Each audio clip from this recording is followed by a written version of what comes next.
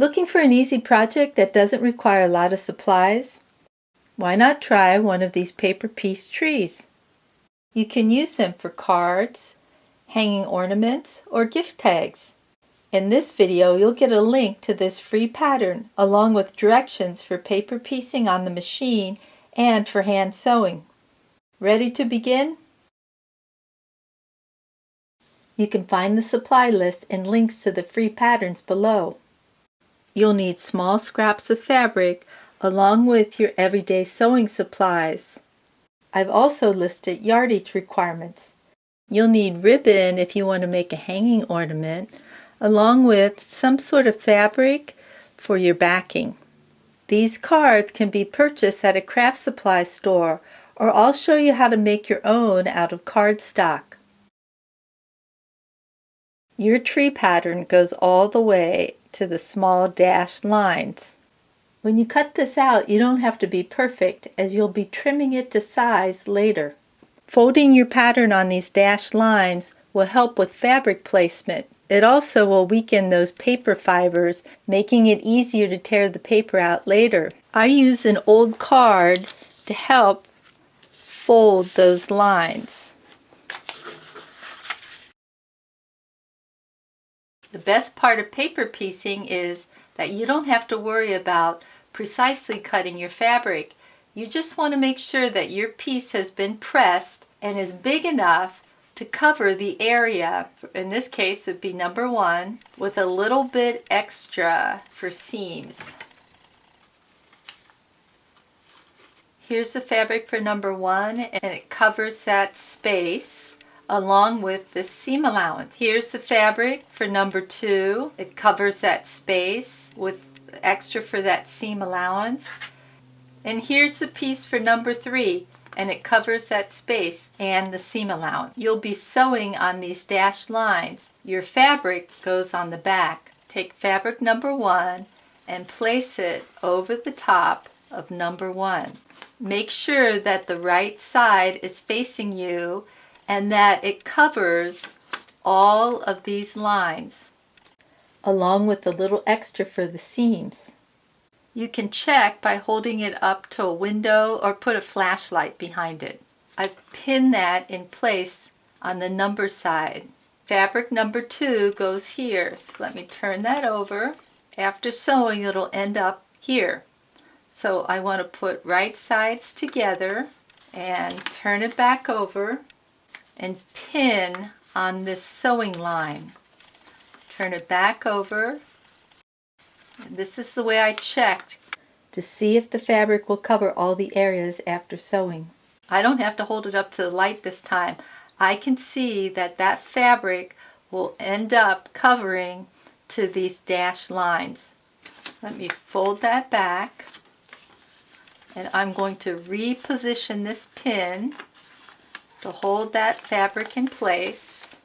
I'll be using red thread so you can see my stitches, but you'll want to use a neutral color thread, and you might want to make your stitches a little bit tighter because it will allow you to pull the paper off easier, but it's not necessary. I usually start sewing before this small dashed line. I'll end after this dashed line. Just follow the line. I'll take 1 to 2 stitches past that line, and then I like to lock my stitches. Trim your threads. I also like to trim my seam, especially if I'm using a lighter fabric out here, because sometimes the darker fabric will show through. So I fold my paper back, I'll fold this down, and I'll trim out some of that red. I'll take this to the ironing board and press. Here's the number 3 fabric that goes here, but on the back. It'll end up looking like this. So let me put right sides together. I'm going to pin on this sewing line so you can double check to see if your fabric's going to cover. I can see that this fabric covers the dashed line at the top, it covers the dashed line on the side, and it covers the dashed line on the bottom. I'll flip this back, reposition the pin, and sew. Just sew on the straight line. And let's check. That's an awful big seam allowance there. So I'll fold back this paper and I'll trim out that seam. Some people just leave that in, but I prefer to trim it out. Take this to the ironing board and press. Fabric number 4 goes here. When working with triangles, I usually like to cut out a rectangle. It should be at least as wide as your pattern, and as long as from the dash line at the top to a little extra below the dash line. I also want to point out that this is the selvage on the fabric, and you shouldn't use the selvage. So let me cut this. This was a little bit bigger, so let me cut that off, because that can cause problems. Here we are. Fabric number 4 goes there, but it's going to go on the back in this position. I'll flip it over so I have right sides together. I pinned it in place, and I can double check to make sure that it clears those sides. I'm ready to go. Reposition this pin. Let's try another pin. I'll start sewing past this dashed line. You see there's a fold line there that I can follow. I'll sew past this dashed line and clip. Fold down the paper, trim that seam. I'll take this over to the ironing board and press. I like to pin this in place because it gets kind of flappy. Here's another method that you can use to get your pieces properly placed. Fold on the line. You're going to need about a 1/4 inch seam allowance. This kind of gets tricky where you're sewed, so just bear with that.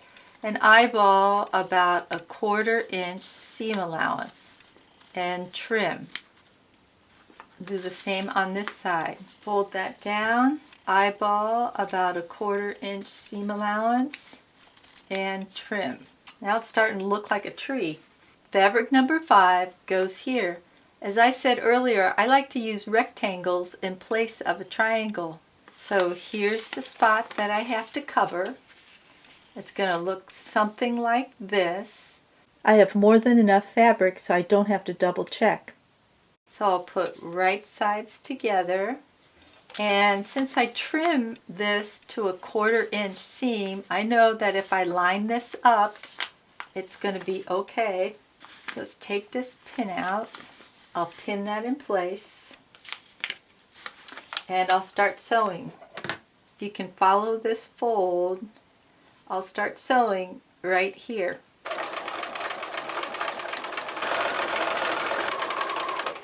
I end it past that dashed line. I'll fold this back and press. I'll add number 6 in the same way. This piece is big enough to cover. I'll turn it over. It goes right here. Put right sides together, pin and sew, and press.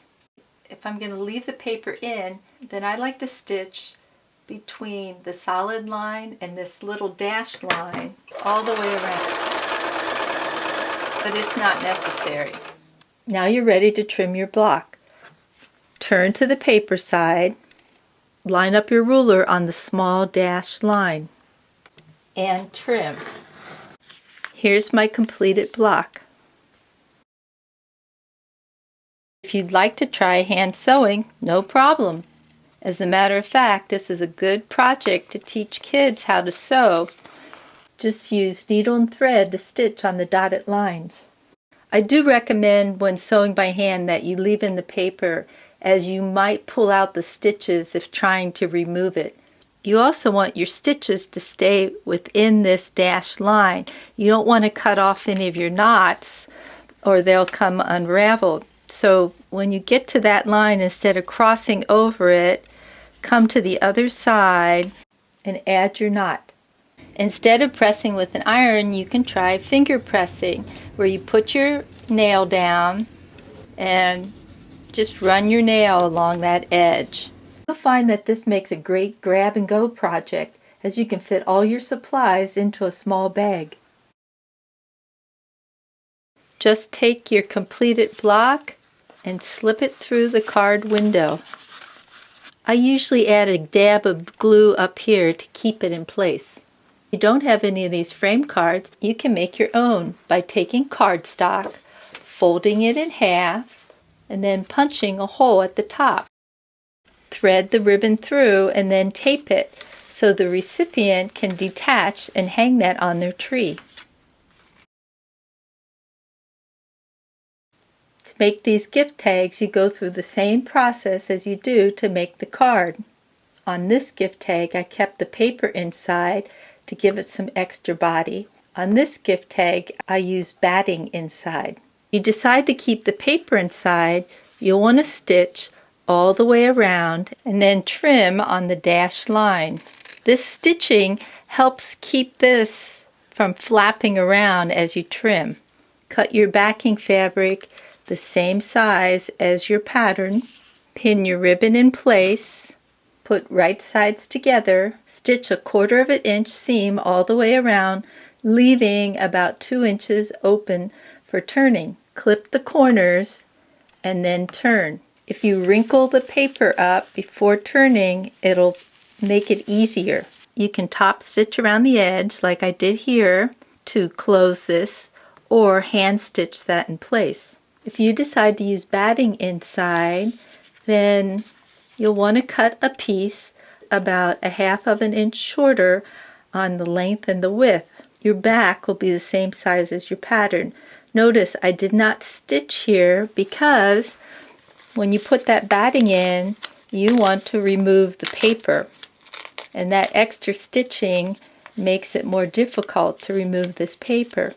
So you just take that paper and start tearing it out. If you have little pieces like this, you can get the tweezers to pull those out. Center your batting on the back of your block. Pin and then quilt. I stitched in the ditch and then added another little line of quilting. This might be a good time to experiment with different quilting designs or different threads. Pin your ribbon in place, put right sides together, and stitch a 1/4 inch all the way around, leaving about a 2-inch opening for turning. Here's my completed tag.